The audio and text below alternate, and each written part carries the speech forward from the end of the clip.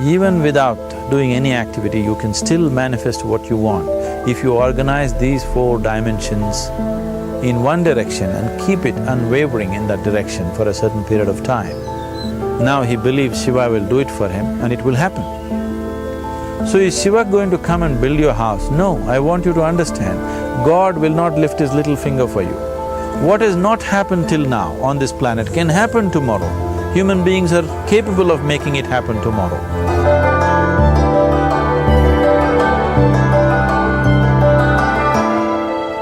Everything we as human beings have created on this planet was essentially first created in our minds. All that you see, which is human work on this planet, first found expression in the mind, then it got manifested in the outside world. The wonderful things that we have done on this planet and the horrible things that we have done on this planet, both have come from the human mind. So if we are concerned as to what we create in this world, it's extremely important that first of all we learn to create the right things in our mind, how we keep our minds. If we do not have the power to keep our minds the way we want it, what we create in the world is also going to be very accidental and haphazard. So learning to create our minds the way we want is the basis of creating the world the way we want. There is a wonderful story in the yogic lore. On a certain day, a man took a walk. He went for a long walk. Accidentally, unawares, he walked into paradise. Fortunate, isn't he? He just took a walk and he landed up in paradise. After this long walk, he felt little tired. So he thought, oh, I'm tired, I wish I could rest somewhere. He looked around, there was a nice tree, underneath which there was very cushiony grass. So it was inviting. He went and put his head down there and slept. After a few hours, he woke up, well rested, and he thought, oh, I'm well rested, but I'm feeling hungry, I wish I had something to eat. And he thought about all the nice things that he ever wanted to eat in his life. And instantly, all those things appeared in front of him. You need to understand, there the service is like that. Hungry people don't ask questions. Food came and he ate. Stomach became full. Then he thought, oh, my stomach is full, I wish I had something to drink. All the nice things that he ever wanted to drink, he thought about it and all of them just appeared in front of him. Drinking people also don't ask questions, so he drank. Now with a little bit of alcohol in him, you know Charles Darwin told you, all of you are monkeys, your tail fell away. Not me, Charles Darwin told you that you were all monkeys and your tail fell away and then you became human. Yes, definitely the tail fell away. But the monkey, in yoga, we always refer to an unestablished mind as markata, which means a monkey. Why we are referring to the mind as a monkey is, what are the qualities of a monkey? One thing about a monkey is, it's unnecessary movement. And another thing about the monkey is, if I say you're monkeying somebody, what does it mean? Imitation. Monkey and imitation have become synonymous. So these two essential qualities of a monkey are very much the qualities of an unestablished mind. Unnecessary movement, you don't have to learn it from the monkey, you can teach it to the monkey. And imitation is full-time job of the mind. So when these two qualities are on, a mind is referred to as a monkey. So this monkey became active within him. He just looked around, thought, what the hell is happening here? I asked for food, food came. I asked for drink, drink came. There must be ghosts around here. and ghosts came. Oh, the ghosts have come, they're going to surround me and torture me, he thought. Immediately the ghosts surrounded him and started torturing him. Then he started screaming in pain and said, oh, they're going to kill me, and he died. Just now he said he's a fortunate being. The problem is he was sitting under a kalpavriksha or a wishing tree.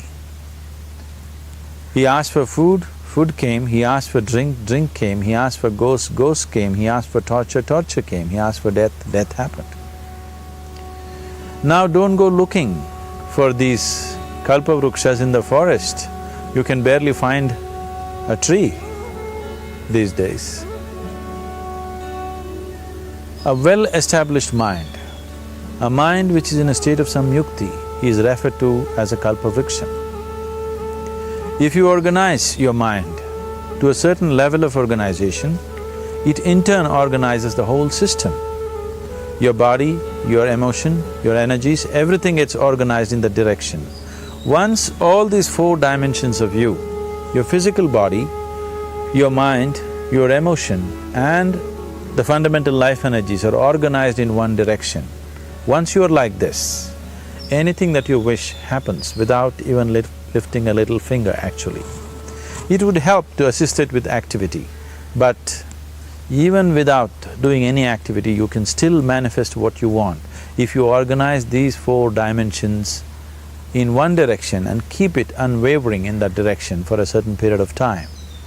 Right now the problem with your mind is, every moment it is changing its direction. It is like you want to travel somewhere and every 2 steps if you keep changing your direction, the question of you reaching the destination is very remote unless it happens by chance. So, organizing our minds and in turn organizing the whole system and these four basic dimensions of who you are right now in one direction, if you do this, you are a kalpavruksha yourself.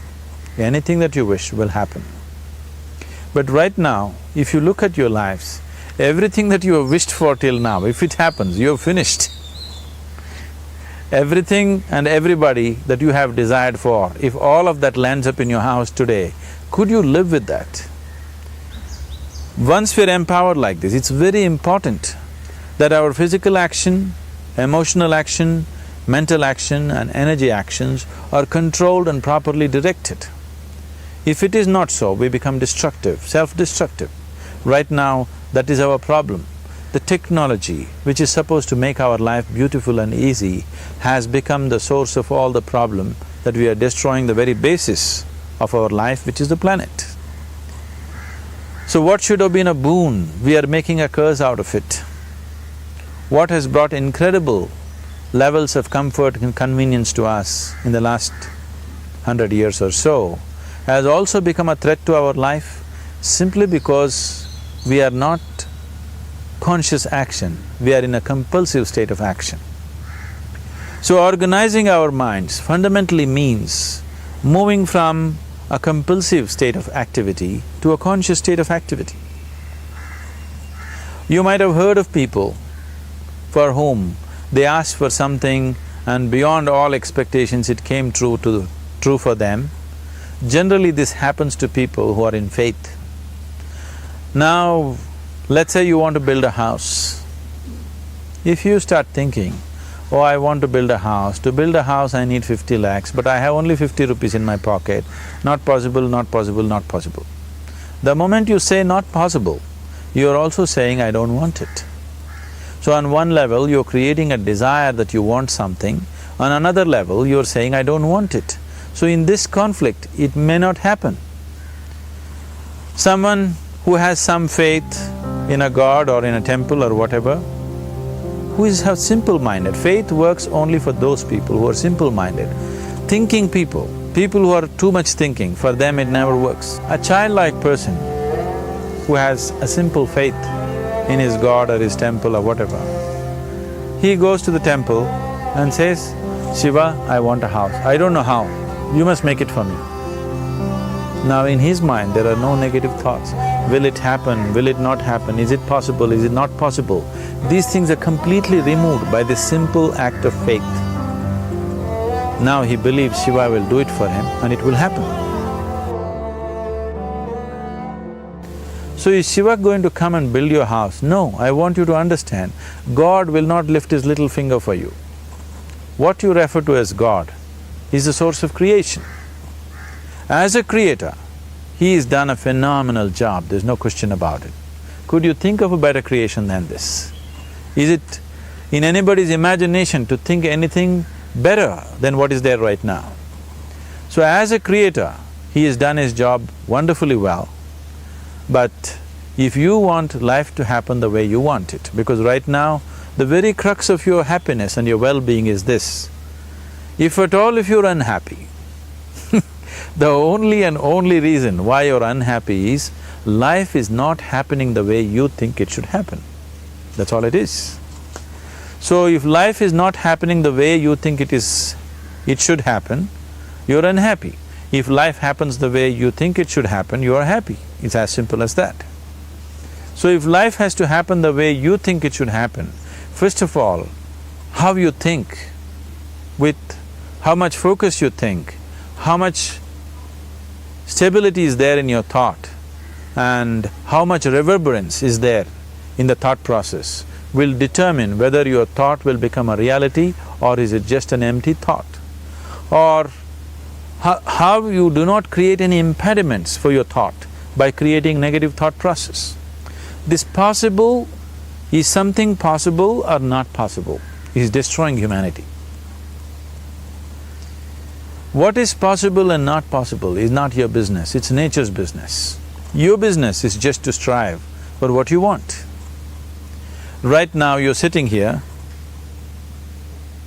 if I ask you two simple questions, I want you to just look at this and answer this. Right now from where you're sitting, can you just fly off? You say no. Right now from where you're sitting, can you get up and walk? You'll say yes. What is the basis of this? Why you say no to flying and yes to walking? Because past experience of life, many times you've gotten up and walked, never did you fly off. Or in other words, you're using the past experience of life as a basis for deciding whether something is possible or not possible. Or in other words, you have decided that what has not happened till now cannot happen in your life in future. This is a disgrace to humanity and the human spirit. What has not happened till now on this planet can happen tomorrow. Human beings are capable of making it happen tomorrow. So what is possible and what is not possible is not your business. That is nature's business. Nature will decide that. You just see what is it that you really want and strive for that. And if your thought is created in a powerful way, without any negativity, without any negative thoughts bringing down the intensity of the thought process, the first and foremost thing is you must be clear what is it that you really want. If you do not know what you want, the question of creating it doesn't arise. If you look at what you really want, what every human being wants is, he wants to live joyfully, he wants to live peacefully. In terms of its relationships, he wants it to be loving and affectionate. Or in other words, all that any human being is seeking for is pleasantness within himself, pleasantness around him. This pleasantness, if it happens in our body, we call this health and pleasure. If it happens in our mind, we call this peace and joy. If it happens in our emotion, we call this love and compassion. If it happens in our energy, we call this blissfulness and ecstasy. This is all that a human being is looking for. Whether he is going to his office to work, he wants to make money, build a career, build a family, he sits in the bar, sits in the temple, he is still looking for the same thing. Pleasantness within, pleasantness around. If this is what we want to create, I think it's time we addressed it directly and commit ourselves to creating it. So you want to create yourself as a peaceful human being, joyful human being, loving human being, a pleasant human being on all levels. And do you also want a world like this? A peaceful world, a loving world, a joyful world? No, I want greenery, I want food. When we say a joyful world, that means everything that you want has happened. So this is all that you're looking for. So all that you need to do is commit yourself to creating it, to create a peaceful, joyful and loving world, both for yourself and everybody around you. Every day in the morning, if you start your day with this simple thought in your mind, that today, wherever I go, I will create a peaceful, loving and joyful world. If you fall down 100 times in the day, what does it matter? For a committed man, there is no such thing as failure. If you fall down 100 times, 100 lessons to be learnt. If you commit yourself like this to creating what you really care for, now your mind gets organized. Once your mind gets organized, the way you think is the way you feel, your emotion will get organized. Once your thought and emotion is organized, your energies will get organized in the same direction. Once your thought, emotion and energies are organized, your very body will get organized. Once all these four are organized in one direction, your ability to create and manifest what you want is phenomenal. You are the creator in many ways. That which is the source of creation is functioning within you every moment of your life. It is just that, have you kept access to that dimension or not? Organizing the four basic elements of your life will give you that access. There are tools and technologies to do this. The whole science of yoga, the whole technology that we refer to as yoga is just about this, transforming yourself from being just a piece of creation to become a creator.